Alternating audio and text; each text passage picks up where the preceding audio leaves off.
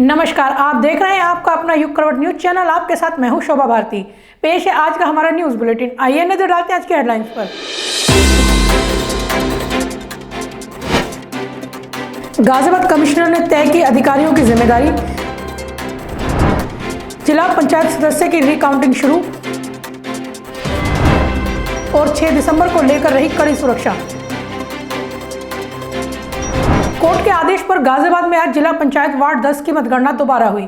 इस चुनाव में करीब 25,000 वोट पड़े थे, जिसमें 1400 निरस्त किए गए थे। इस वार्ड से नसीम बेगम को विजेता घोषित किया गया था। कोर्ट के आदेश के बाद जिला पंचायत वार्ड 10 की आज दोबारा से मतगणना हुई।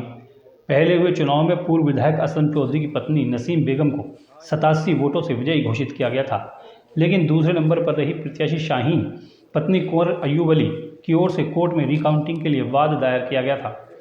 कोर्ट ने पूर्व काउंटिंग को अवैध घोषित करते हुए फिर से वोट गिनने के लिए निर्देश दिए थे।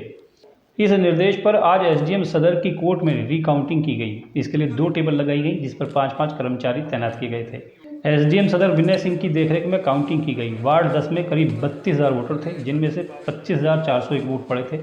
1401 वोट निरस्त कर दिए गए। इसके बाद नसीम बेगम को 87 वोटों से विजयी घोषित कर दिया गया था। एसडीएम सदर के नेतृत्व में स्ट्रांग रूम से बैलेट बॉक्स निकाले गए। सभी गतिविधियों की वीडियोग्राफी कराई गई। रिकाउंटिंग को लेकर प्रत्याशी भी पहुंचे। दोपहर करीब 1:30 बजे के बाद गिनती शुरू हो पाई। निरस्त वोटों में से 30 वोट सही पाए गए, जिनमें से 3 नसीम और 3 शाहीन को मिले, बाकी अन्य प्रत्याशियों को मिले थे। रिपोर्ट युग करवट। 6 दिसंबर को लेकर आज उत्तर प्रदेश के कई शहरों में तनाव की स्थिति बनी रही। अयोध्या, मेरठ में जहां हाई अलर्ट रहा, वहीं मथुरा में हिंदू नेताओं की गिरफ्तारी की गई। 6 दिसंबर को लेकर धर्मनगरी अयोध्या और मथुरा समेत यूपी के कई शहरों में तनाव की स्थिति रही। पुलिस ने सुरक्षा के कड़े इंतजाम किए। मथुरा में कुछ हिंदूवादी नेता हिरासत में भी लिए गए। गाजियाबाद, मेरठ, हापुड़, बुलंदशहर आदि जिलों में संवेदनशील इलाकों में पुलिस बल तैनात रहा। रामनगरी में सुरक्षा व्यवस्था हाई अलर्ट रही।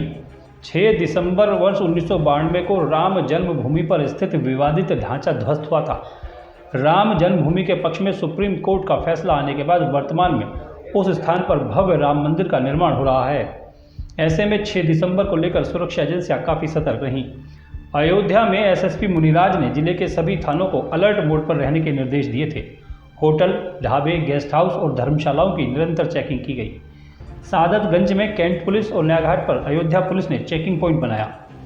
मथुरा में सुबह अखिल भारतीय हिंदू महासभा के एक पदाधिकारी को हिरासत में लिया गया।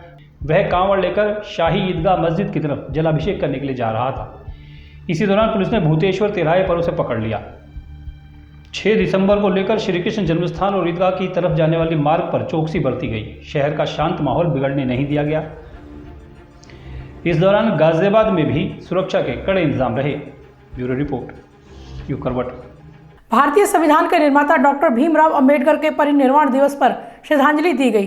राष्ट्रपति, प्रधानमंत्री सोनिया गांधी ने उन्हें नमन किया, तो वहीं गाजियाबाद के कांग्रेस कार्यालय में भी उन्हें श्रद्धांजलि दी गई। आज डॉक्टर भीमराव अंबेडकर का परिनिर्वाण दिवस मनाया गया।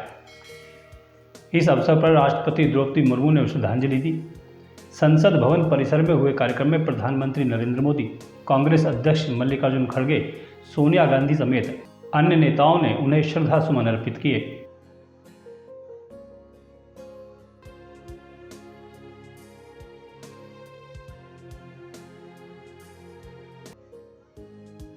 प्रधानमंत्री ने ट्वीट कर कहा कि महापरिनिर्वाण दिवस पर बाबा साहब अंबेडकर को श्रद्धांजलि अर्पित करता हूं। उनकी अनुकरणीय सेवा को याद करता हूं। उनके संघर्षों ने लाखों लोगों को उम्मीद दी है। भारत को इतना व्यापक संविधान देने के उनके प्रयास को कभी भुलाया नहीं जा सकता।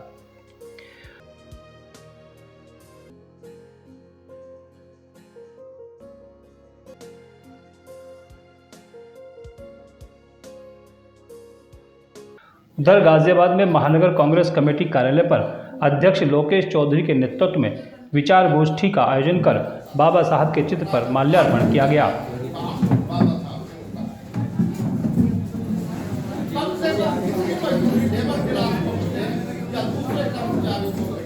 इस अवसर पर बड़ी संख्या में महानगर कांग्रेस के पदाधिकारी मौजूद थे। जिला कांग्रेस कमेटी के कार्यालय पर भी श्रद्धांजलि सभा का आयोजन हुआ। ब्यूरो रिपोर्ट युग करवट। विजयनगर के सिद्धार्थ विहार में एक 25 वर्षीय युवक ने आत्महत्या कर ली। शव फ्लैट में लगे पंखे पर लटका मिला। पुलिस ने मामले की जांच शुरू कर दी है।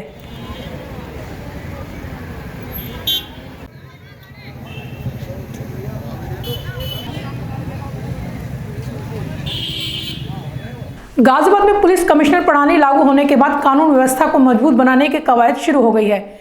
निपुण अग्रवाल को नगर, दीक्षा शर्मा को ट्रांसेंडेंट, डॉक्टर इरज राजा को ग्रामीण डीसीपी की जिम्मेदारी दी गई है।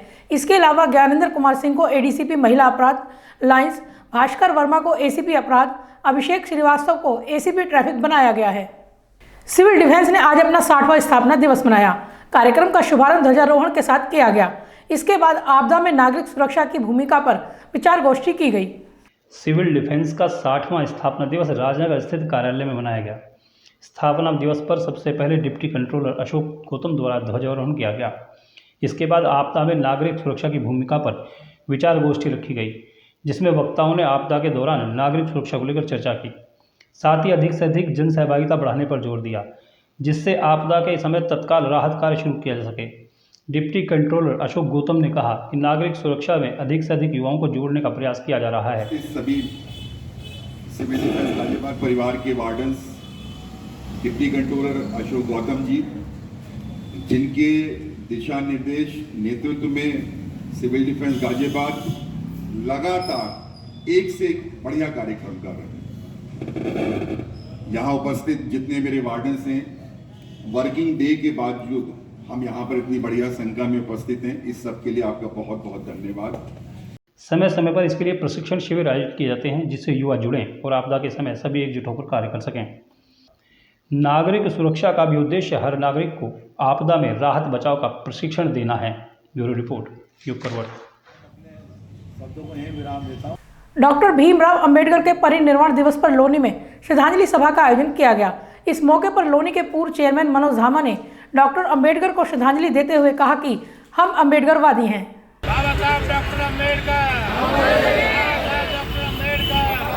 डॉक्टर भीमराव अंबेडकर के 66वें महापरिनिर्वाण दिवस पर लोनी में श्रद्धांजलि सभा का आयोजन किया गया। सभा में पूर्व नगर पालिका चेयरमैन अध्यक्ष मनोज धामा ने बाबा साहेब की प्रतिमा पर माल्यार्पण कर श्रद्धांजलि दी। इस अवसर पर उन्होंने कहा कि डॉक्टर अंबेडकर ने हमेशा शिक्षा पर जोर देने की बात कही।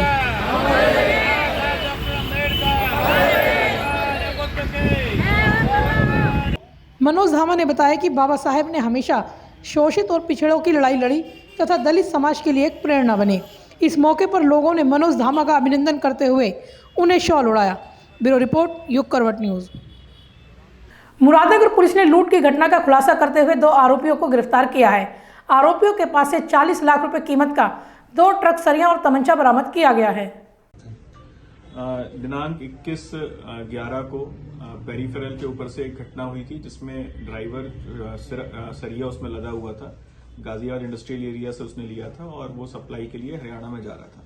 तो वो ड्राइवर कुछ काम के लिए ट्रक उसने थोड़ी देर के लिए छोड़ा, अपना यूरिन के लिए गया नीचे।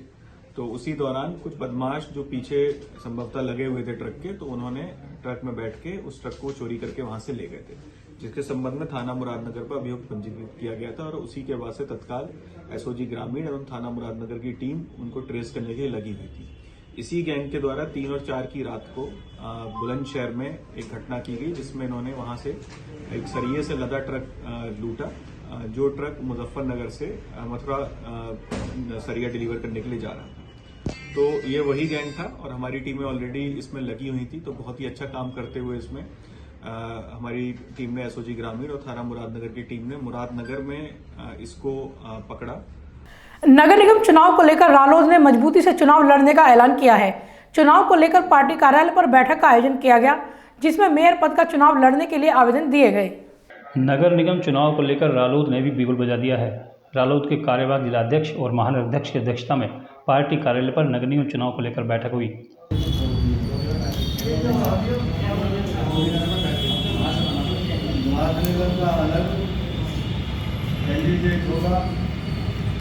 तो सभासद अलग लगे, तो हर जगह का अलग है सिस्टम। तो जिसे भी जहाँ से लड़ना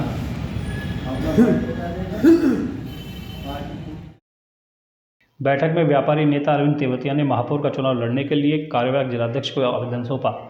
इस मौके पर तेजपाल चौधरी ने कहा कि रालोद समाजवादी पार्टी के साथ गठबंधन कर नगर निगम चुनाव मजबूती के साथ लड़ेगी। उन्होंने कहा कि पार्टी पूरी तरह से नगर निगम चुनाव के लिए तैयार है। गठबंधन में जितने भी वार्ड रालोद के हिस्से में आएंगे वहां पार्टी पार्षद पद के लिए उम्मीदवार उतारेगी।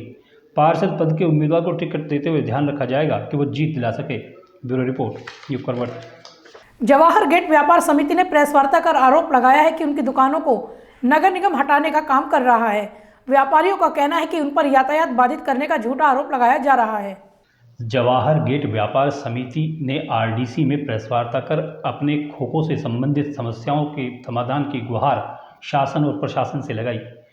कारोबारियों ने इस बाबत प्रदेश के मुख्यमंत्री को पत्र भी लिखा है। प्रेस वार्ता में समिति के अध्यक्ष गुलचंद माकड़ ने बताया कि समिति के सभी सदस्य अनाज मंडी राइटगंज में खोखे नुमा दुकानों में बैठकर पिछले 50 सालों से व्यापार कर रहे हैं। सभी कारोबारी नगर निगम के किराएदार भी हैं। दुकानों के पीछे लगभग 55 फुट जमीन नगर निगम की है। 2005 में यहाँ थोक अनाज मंडी का काम होता था। उसके बाद मंडी गोविंदपुर में स्थानांतरित कर दी गई। कारोबारियों का कहना है कि उसके बाद से उन्हें हटाने के लिए परेशान करना शुरू कर दिया गया है। देखिए सर हमारी स्थिति जो है ना, सुबह कमाना शाम को खाना, हमारी स्थिति ऐसी है कि हम लोग दुकान छोड़ के ताज छोड़ के संघर्ष करते हुए ना हमें राजनीति करनी, हमें रोजी रोटी बचानी है। पहले हमें लगता था छोटी मोटी बातें हैं, हम कार्य करते वही कार्य करते कुछ नहीं होने का। तो हमें दिख रहा है कि हम गए यहाँ से, कारण गंभीर मामला नहीं था कभी, क्योंकि वो हमारे खिलाफ लिखते थे, हम उनके खिलाफ लिखते थे। शासन प्रशासन का कार्रवाई नहीं करता था, लेकिन हमें कोई समस्या नहीं दिखाई देती। आने समस्या खड़ी हो गई है। वो कोर्ट में जाने का आपको लगा कि वो निष्पीकरण हो सकता है। ऐसे में कुछ कारोबारी बेरोजगार भी हो गए हैं। कारोबारियों का कहना है कि खोखों के बीच लगभग 40 फुट की सड़क है। इसके बावजूद भी यातायात बाधित करने की शिकायत की जाती है। कारोबारियों ने अपनी समस्याओं के जल्द समाधान की मांग की है। ब्यूरो रिपोर्ट, युग करवट। तो आज के लिए बस इतना ही। गाजियाबाद और देश विदेश की खबरों के लिए देखते रहिए युग करवट और पढ़िए आपका अपना युग करवट न्यूज़पेपर। युग करवट चैनल को लाइक करें, सब्सक्राइब करें और कमेंट जरूर करें। आपके कमेंट हमारे लिए महत्वपूर्ण हैं। नमस्कार।